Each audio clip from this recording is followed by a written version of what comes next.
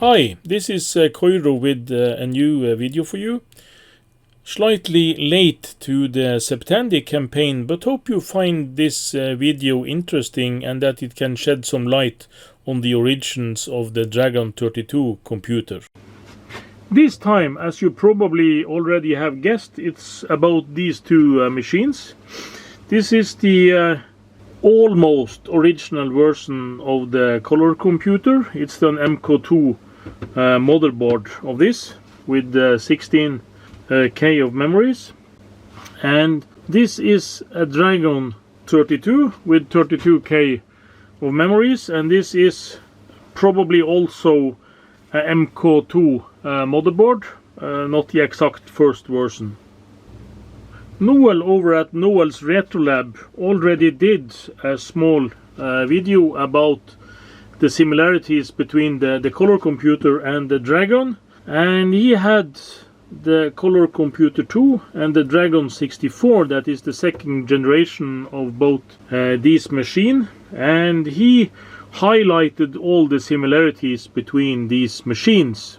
And as we will show in this video, there are some similarities but also some differences, and we think that the similarities between these machines can be explained in another way than that this is an exact copy of There are some striking similarities, and among others, Noel also highlighted the fact that the cartridge port is the same on both machines, and that the cartridges from the Dragon fit just fine into the color computer. And I strongly agree with Noel that that's not something that can happen by coincidence. That's a plan behind this. So what is the exact similarities between these machines? If we lift off the top covers here, we do see some striking resemblance. Noel has already covered the keyboards that do share the same layout. They do not share the same scan codes from the hardware though, and that's something that easily could have been copied without any copyright infringement or something. And if we look into these machines, there are some small differences. This machine has the 32K rather than the 16K that's present on this machine. They do share the same chipset, and you have the 6809 CPU here and here connected directly to the expansion bus. We have the display controller, the 6847, present on both machines, and you have the memory controller or SAM that is present on both these machines. And this is labeled SN74LS783, and that's the common designator for this machine, while it in Motorola terms is labeled as 6883P. And this is the same chip that was used throughout the edges on these machines, but they also have a larger version that's called 785 that supports more memory options. One other difference between these machines is that while this contains two 6821Ps, that's a programmable IO device, this contains one 6821 and one 6822. And I think that is to support a serial device on the Coco computer. Otherwise, the similarities are quite striking, but the Dragon people choose to put the TV modulator and the video output on the same daughter board as the power supply, and Coco has this as a built-in power supply. This is a Norwegian version of this computer, and this is the computer that was featured in a video by my friend over at Arctic Retro, Tommy. He did a recap and cleaning of this machine and changed out the RIFA caps on this last year. So this power supply is redone, but this power supply is done by Nordic Micro, and it's a special modification that's done to the Nordic versions of these machines. And also the Dragon computer have a special power supply. You can see here that it's supply for Dragon 32. It's a 2 times 14 volt AC. And this power supply is made by the Norwegian company Mascot. that even today produces power supplies. And this is a special version that was delivered with these in the Nordic countries. And I think that Dragon did it this way because they wanted to have an internal power supply sometime. But an internal power supply makes it a bit more difficult to export this to different countries with different regulations on these kinds of things. The ship count and the choice of components and clock frequencies and everything on this machine is exactly the same. As Noel pointed out, the memory map of these systems is also the same. But when we browse through the design guide from Motorola on this, we will see that that is no coincidence, because that's the layout of the SAM chip that's stated here that decides the memory map. And it's the SAM chip together with the 6809. The 6809 does also have a memory mapped EO base. So it's similar to the 6502 in that regard. And I can see that Noel with his Z80 background can find the similarities between these designs striking regarding the memory map. But as we will see, the reference design that's common for these machines have the exact layout of the memory map printed. So that is not something that can be taken into account for a copy. So now we will do the rest of the video will be a browse through of the data design guide of this computer. And here I actually told you a white lie. We are going to give you some more interesting background stuff before we move into the real boring stuff in the end. So the original notion is that the Coco is the direct father of the Dragon line of computer, like so, and that this was made to be an exact copy of the Coco. But I don't think that is true. I think there actually are another way of looking at this. And back in the day, the sales teams for the chip manufacturers, and in this case Motorola, was running all around to all possible customers and was offering their line of chip, their family of chipsets and other design IDs to all manufacturers out there and potential customers. And if you was to go into a new market, the right way to do was to go to Motorola and ask, do you have a chip design for this? And they didn't just ask Motorola, they asked C-Log and they asked Mostec and they asked Intel, and there was some other manufacturers out there too, but this was the most noticeable ones.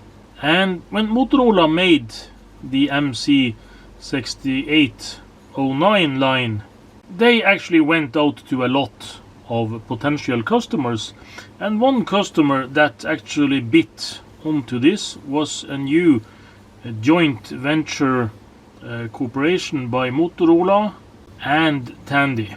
And it was not the Coco they should make. They should make a terminal, a communication terminal for the agriculture business. And this terminal was a joint venture, and it was developed both by Motorola and Tandy, and who provided what is not totally clear on this. But what is the case is that this terminal actually was the father of the Coco. And we will see when we go into the theory behind this that there are some striking similarities on this. And this terminal also was the father of another terminal that was owned under the Tandy brand later on. But the Coco went on to be the Coco 2 and the Coco 3 later on. And the lineup of the Dragon over here, where did that come from? And I think it's quite obvious that this design come from here. Because Motorola had an exact design for the computer, and that we will look into, and that is the data for the original chipset that was used in both these machines, that they have a reference design that is almost copied one-to-one on both the Dragon and the Coco. And this is the common ancestry of these machines, and that explains why the kernel and ROM chips are different on these machines, because that was developed by Tandy and not by this joint venture up here. So I think that it is this design that is actually copied with the Dragon and not the Coco. And that will also explain the similarities in the cartridges that are quite striking. And this cartridge from 1982 from Dragon that is called Astroblast even have the small sticker where it says illegal to copy. This plastic housing and this plastic caddy and the slot that this should turn into, it was actually part of this design.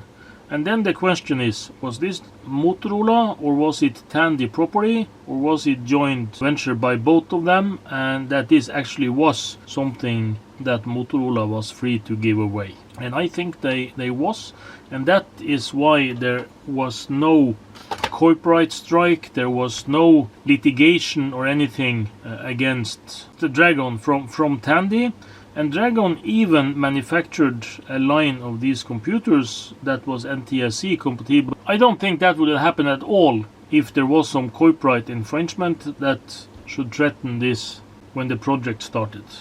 So what did actually happen here? We will give you some background information for the joint venture project between Tandy and Motorola first, and then we will have the boring part I promised you with a short leaf through the design guide for the chipset that was used in these computers.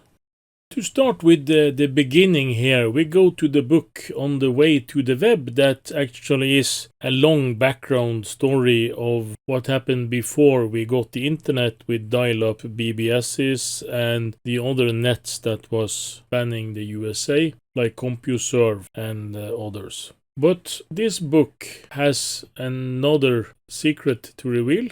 And if we say here, this line here is especially important. The origins of the video text terminal and the color computer were in a joint Radio Shack Motorola program, and Radio Shack was the company that had the Tandy line of computers.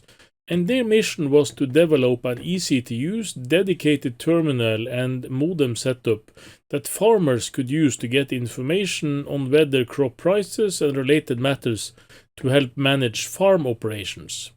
And this was a partly government-financed project, and it was a prestige project for Motorola to get their processor underway. And that was quite common back in the day, when new companies wanted to set up a business where they should use their new designs. The company and chip manufacturers put people from their own team on the customer team to make the product hit the market faster and to be more in line with the chip manufacturer, and they also could sneak in some extra chips from their own line of products that way. And the result of this joint venture is actually this beast here. And if you think this looks slightly, or more than slightly, like an exact copy of the Tandy color computer, it really is. It uses the same plastic mold for the computer, and it has a nicer shade of blue than the metal gray finish of the Coco. And this is the finished product, and this is almost exactly the color computer, but it has a different ROM chip, and it has the terminal programs built in, and it also has a modem built into the case. And this is the common ancestor of both the Coco and the Dragon line of computers.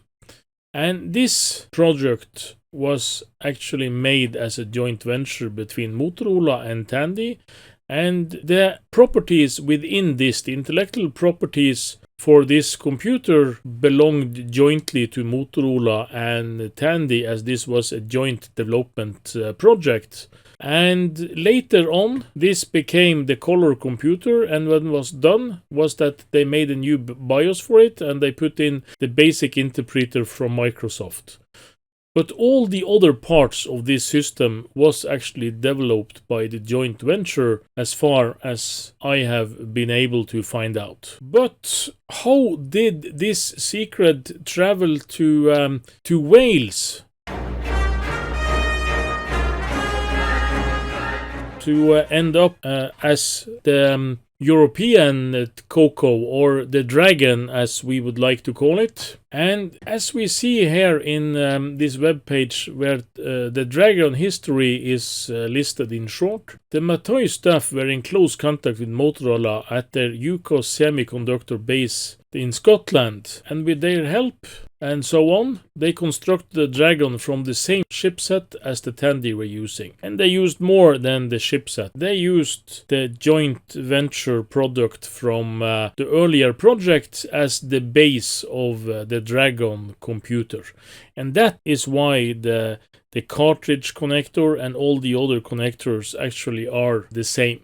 But we will move into the datasheet as well and see that they really didn't have much options if they was to use the SAM chip as the basis for their construction. This is where we have to start when it comes to understanding the common ancestry of the Dragon and the Tandy Coco. The synchronous address multiplexer, or SAM for short, exists in two different versions, and it's the 74LS785 or the 783 that Motorola also has dubbed the 6883. And the difference between these two chips is that they can handle different memory configurations. And this is a memory controller that also does the memory addressing and other stuff for the CPU.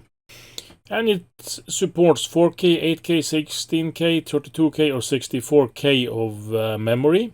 And it handles the memory refresh. It also handles address decoding. And this is the pinout of the chip. We won't go into detail of this, but this chip is coupled to the full address bus of the system and can handle the whole 64K address range of the computers, as it has 16 address lines.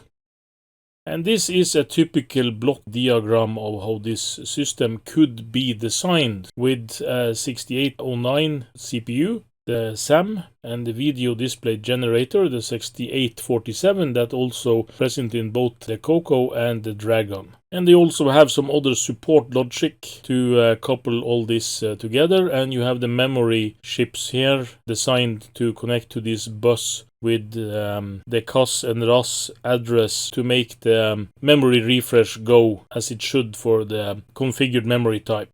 And here we go, all the normal mumbo jumbo about power draw and signal levels and so on. And here you have the logical output pins where you describe what you should connect where and what signals is handled high and low and so on. You just browse fast through this. This is the SAM block diagram, so you can see what it handles. It has the address decode, and it has the address lines and the address multiplexer to decode addresses. And it also handles clock signals, oscillator signals, and it has the memory refresh signals and also chip enable signals for the other chips in the system. Yeah, here you have a detailed description of all the signals. I won't go into details.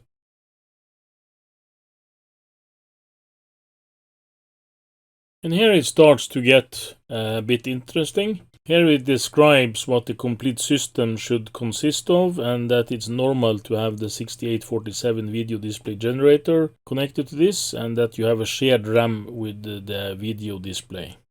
And it also describes here the timing signals that you have to have with the CPU and the video display generator, and that this is also handled by the SAM. But here it starts to get more interesting, and this is also something that Noel from Noel's RetroLab mentioned, that the memory map was the same. But as we will see here, the memory map that actually is described here is the memory map that actually is forced to the system by the SAM chip. And here you have what the 6809 has for reset vectors and so on, and that's a part of the internal 6809 structure, as you have the same in the MOS chips, the 6502 and 6510, where you have the reset vectors at the end of the memory space. And this is actually how the SAM defines the memory, where you should have ROM, where you should have RAM, and how this should be interleaved in the system. And here you have all the addresses for the hardware vectors that is described in the 6809 datasheet. And this is something that you can change. So this will be the same with every system that uses the 6809. And here you can see the same with the other control registers. They also have some that's reserved for future MPU enhancement, and that's it actually for connecting to future generations of 68000 chips, as the 68K that's used in the Amiga and the Atari and so on. They have additional vectors and system handling that you can couple into this. And here it describes what should be RAM. And here you have the address range that is described by the SAM. And this is a summary of what we saw as the default addresses. And you have some configuration in this. And this is for primary for ROM-based systems. There this will be the vectors and how this chip should be handled. And if you have primary RAM-based systems, and that is with systems with probably more than 4K of RAM, this will be the address map that is used. And here we go in to describe how the video display generators is coupled together with the SAM to make the different video modes. And this is of course also common by the systems, because this is actually features of the video generator, and that's common for both systems. And this is how the screen is drawn by the video chip, and this is also something that you can change. This is how this actually works. And here you have the diagram that describes how the system should be coupled together. And here you have how the PIA chips should be connected and the ROM chips, and also what kind of signals you should have on each part of the systems. And it also describes how the keyboard should be decoded. But notice here that this does not describe a matrix of the keyboard. So if you was to use this as a design guide, it is natural that you will design a keyboard with a different matrix than you would if you was to copy an existing configuration. And that's why the Dragon and the Tandy has different decoding, because they was looking at the picture or had this sketch or drawing from Motorola how the keyboard should look and what the character should look, and they just made this matrix as best as they could, and that's why it's different from the Coco on the Dragon. On the right side here you have what comes in from the next page. Here from the 6809 and the SAM chip and the RAM chips that's here and the video display generator. So this actually is the whole schematics for the system. It describes in every detail how this should work electrically, and the address map is decided on because of the internal layout of the SAM chip. But the big question here is that here you have actually an expansion connector that is described, and this expansion connector looks an awful lot like the one that's actually offered in the system, and they don't describe a pinout and physical layout of the expansion bus. But the expansion bus and the signals are described in detail here. As this does not explain the physical similarities of the layout of the cartridge port, it does explain what signals to use, and that's common by both systems. As we already have shown earlier in this video, I think the plastics and the housing and the cartridges and all is described by the reference design that went into the common Motorola Tandy project to make the agricultural version of the terminal. So, if they should use the same chips and the same reference design, how different could really the Tandy and the Dragon be? And that actually reversing the question, and my opinion is this: they can't be very different, because this reference design actually locks in a lot of what you can choose and what's already given by the layout of the chips. The similarities with the keyboard layout and the cartridge port, that's explained by the earlier prototype in the common project for Motorola and Tandy. And the differences that was pointed out in the ROM chips, the operating system, kernels, whatever you like, and the layout of the basic routines. They ordered this basic from Microsoft at a different time and got a different version, and the kernel was written from scratch, maybe based on some common driver routines and other stuff that actually was prepared by the kit from Motorola as basic code for how you should handle the 6847 and 6883 against the 6809 chip. So my conclusion in this video is that the Tandy was first and it was based on a common prototype, but that the Dragon is not an exact copy. It has to be this similar to be based on the same design, and that the eager help from Motorola made it slightly more similar than it really should be. So it's not a copy of the Coco, it's a copy of the original prototype for the common project by Motorola and Tandy. So that's my conclusion in this video. Please hit subscribe if you want to be notified when we post new videos. And thank you for watching. Hope to see you again in the next one.